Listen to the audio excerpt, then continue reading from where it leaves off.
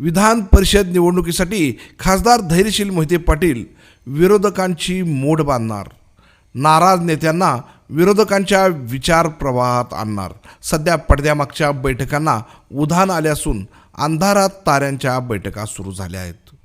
सोलापूर विधान परिषद निवडणूक भाजपसाठी एकतर्फी वाटत असतानाच आता या निवडणुकीत नवा ट्विस्ट आल्याचं दिसून येत आहे.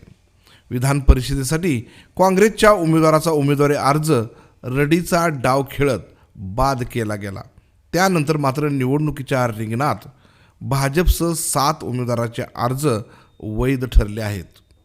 सोलापूर जिल्ह्यामध्ये कुणीच विरोधक ठेवला नसल्याचा तोरा भाजपचे नेते आणि पालकमंत्री जयकुमार गोरे मिरवत असल्याचं दिसून येत आहे. मात्र भाजपच्या याच तोऱ्याला पक्षातील अनेक नेते कंटाळ्याच्या चर्चा देखील सुरू झाल्या आहेत. सोलापूर विधान परिषद निवडणुकीकडे आपण पाहिलं तर सर्वांनाच वाटत होते की ही निवडणूक एकतर्फी आणि कदाचित बिनविरोध देखील होऊ शकते. पण जिल्ह्यातील भाजपमधील काही बंडखोर तर काही नाराज गटातील नेत्यांची पडद्यामागून मदत घेत ही निवडणूक चुरशीची करण्याचा प्रयत्न सध्या माढ्याचे खासदार धैर्यशील मोहिते पाटील करणार असल्याच्या चर्चा सुरू झाल्या आहेत.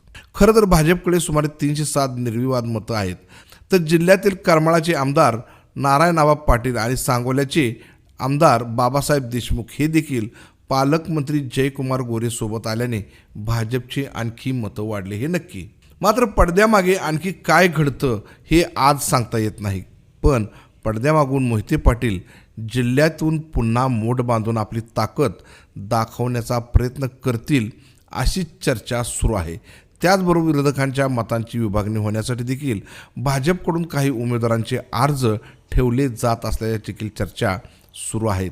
त्यामुळे राजकीय डावपेच आणि सत्तेचा वापर यातून भाजप यशस्वी होणार हे नक्की.